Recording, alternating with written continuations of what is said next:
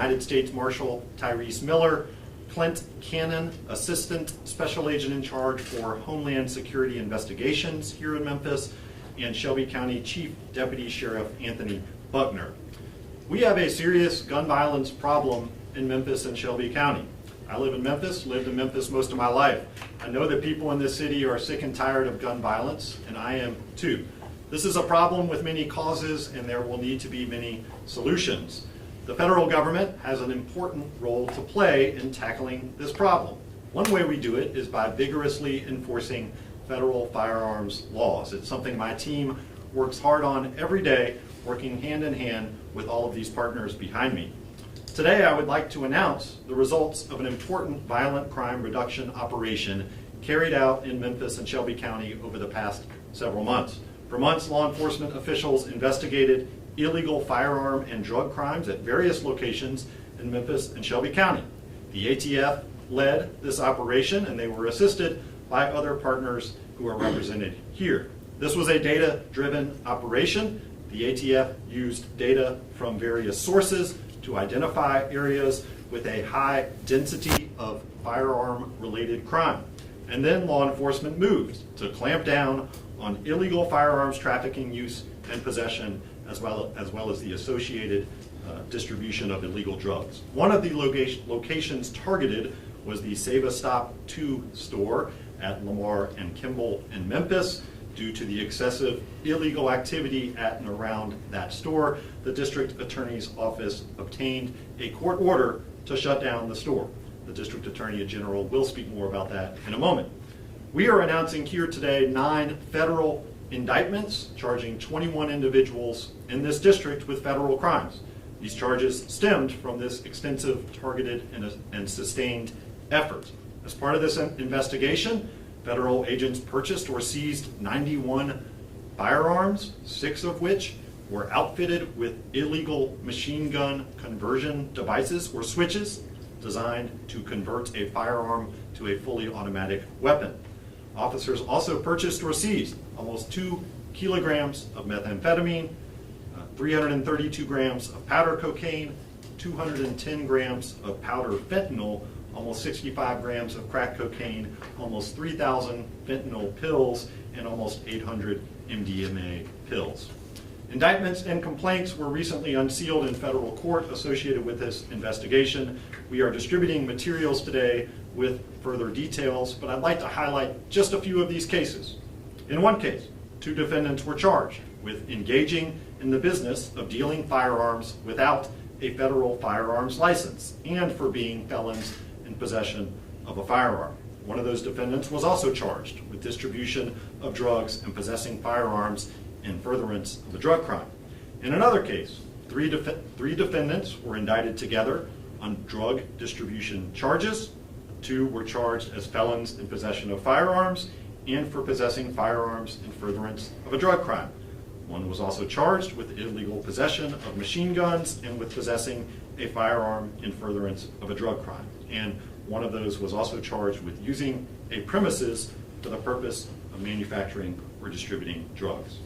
And in yet another case, 7 defendants were indicted together. 4 were charged with being felons in possession of firearms. 4 were charged with distribution of narcotics, and 2 were charged with possession of machine gun conversion devices. 1 of those was also charged with carrying a firearm during and in relation to a drug crime. I think those examples show the breadth and depth of the criminal activity that was uncovered by law enforcement. Of course, defendants charged with a crime are innocent until proven guilty. Again, I want to thank our law enforcement partners for their hard work. I think this operation shows that all of us are working together to tackle the serious challenges we face. You'll hear more from the ATF about the operation in a moment. I also want to thank, as I said, the District Attorney General's office. They took an important action regarding a place of business that was at the center of much of this activity. I'll close by saying that as the Chief Federal Law Enforcement Officer in this district, I want people to know that we are working together to aggressively prosecute people for illegal gun crimes, including gun trafficking, as well as selling illegal drugs.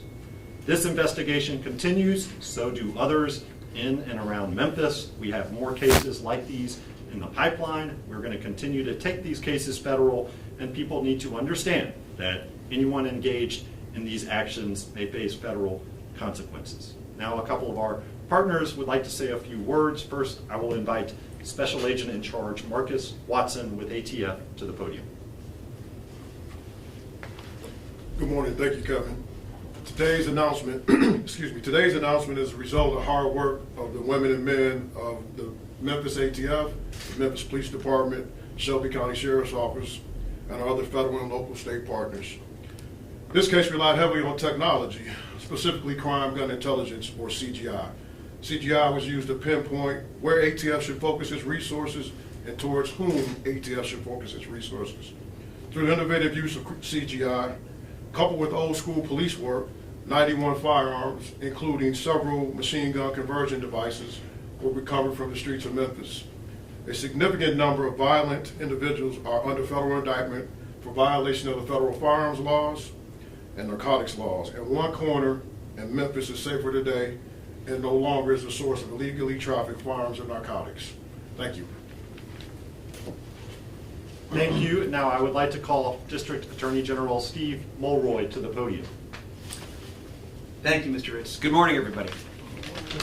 This is a great example of the effectiveness that we can achieve when multiple agencies work together in collaboration. In this case, federal agencies and local agencies. Thanks to the great work of ATF agents over a 4-month investigation and supplemented by the regular work that the MPD did in responding to calls and investigating crimes, law enforcement provided our office abundant evidence of numerous, repeated, continuing violations of the law, guns, drugs, in some cases violent incidents that occurred in and around a particular location, the Save a Stop store that you just heard U.S. Attorney Ritz talk about, including in some instances violations of the law by employees and the owners of the store itself, accumulating to the point where it was basically a breeding ground for crime, which degraded the quality of life of the neighborhood residents and threatened their safety.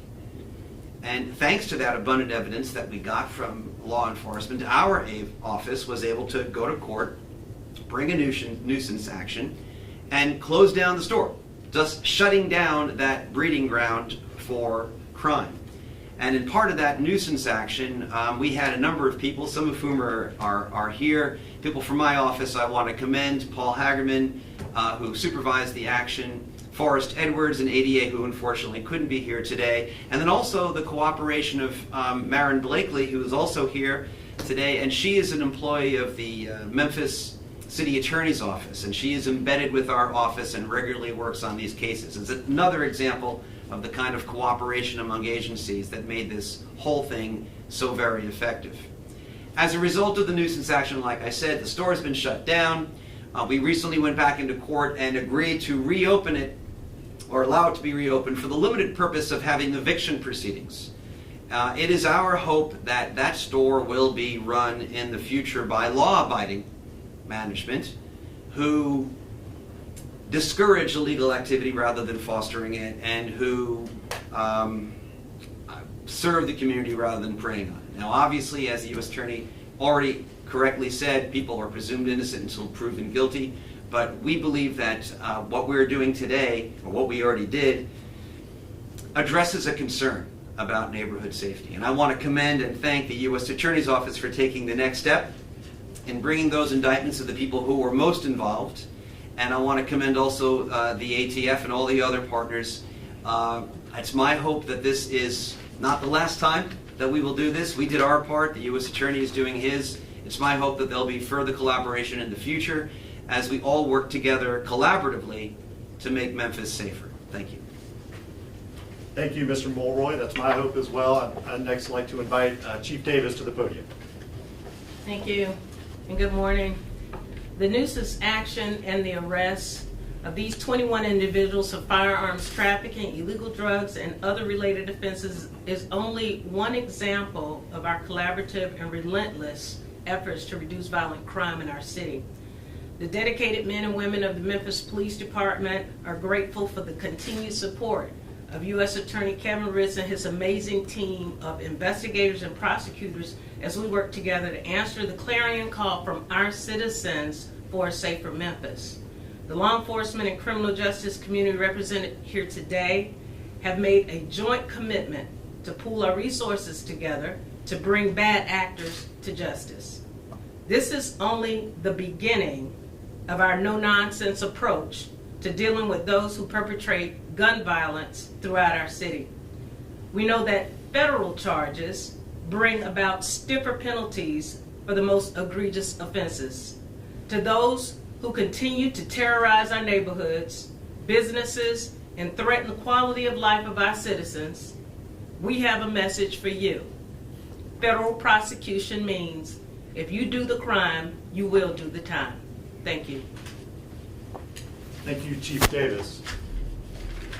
I appreciate those words from our partners, and my team in the U.S. Attorney's Office is going to continue to work with these and other partners to make our streets safer. I want to reiterate that citizens are encouraged to report information about illegal activity to law enforcement. On the federal side, you can call 1-800-ATF-GUNS or go to the ATF or FBI websites to report federal crimes. Those are the end of our prepared remarks. We are at this time prepared to take a few questions. Julia Baker with the Daily Memphian.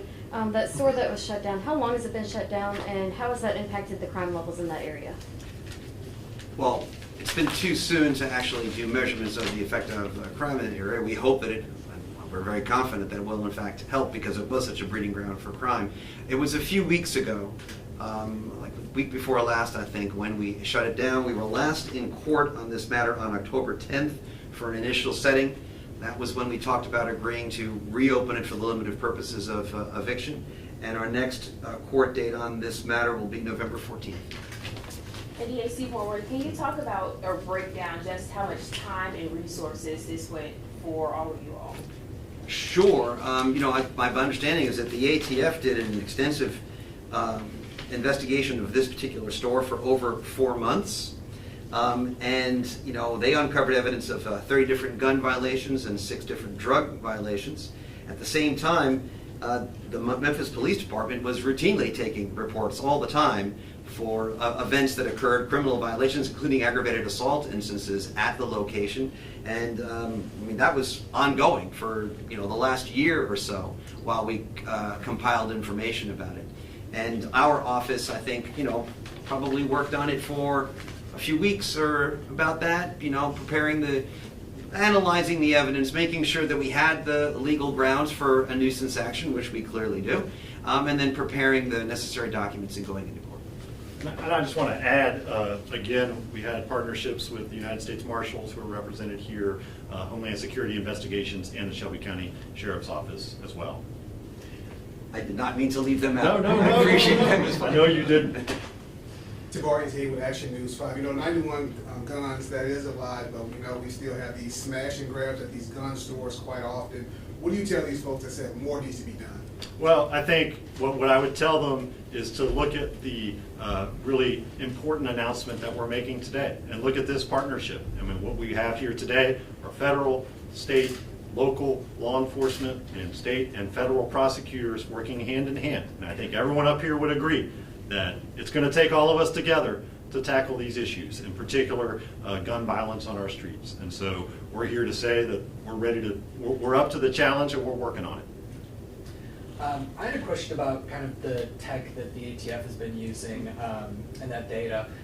Where did that really concentrate around in Memphis and Shelby County? And then are there also more buildings and businesses that you guys are looking to close down as nuisance buildings? Well, I'll speak to the first part of the question. So as it relates to the technology, it's called the NIBIN. We call it NIBIN internally, but it's the National Integrated Ballistics Information Network. And what it is basically a fingerprint for guns, and we take all shell cases that are recovered and they go into this big database. And then you do an analysis. Where are the guns coming from? What type of guns are there? You overlay that with the Memphis Police Department data for hot spots, and it kind of jumps off the map to you and says, hey, that's where you should be putting your resources. I got a great team here in Memphis. They work night and day. We knew that if we did something very targeted, very focused, we kind of morphed into a super group, and those guys absolutely knocked it out of the park. So the technology told us where we should go and who we should be targeting. So the next location will be what the data says. And of those guns, do you know how many of them were stolen or were gotten through some sort of larceny or robbery of the people that were arrested? You know, I don't have that breakdown in front of me, but right behind you is Public Information Officer Mason. I'm sure we can get that information for you. But I will also agree with Kevin and the Chief that obviously there's a firearm problem throughout the country. Smash and grabs, stolen out of cars, stolen in robberies, traded for the drug trade. So there's no limit to the amount of firearms that are available to criminal element. So it takes a collective effort from the legal gun owners, from the gun stores, and then for law enforcement to enforce the laws that are on the books. Maybe one more? I guess what he was asking, are there other stores that y'all are cracking down on for nuisances? I think what we would say and are prepared to say today, Julia, is that the investigation is ongoing, and we will go where the facts lead us. We may have further announcements down the road, and if and when we do, we will make those at that time. And I can just add, yes, we have other nuisance action investigations that are underway in our office. You know, some of them not in conjunction with any other office, but we will announce those at the appropriate time. Thanks, everyone. Appreciate you all being here. Thank you.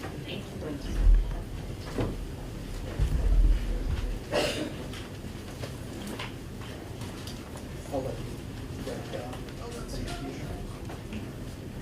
Nice shirt, man.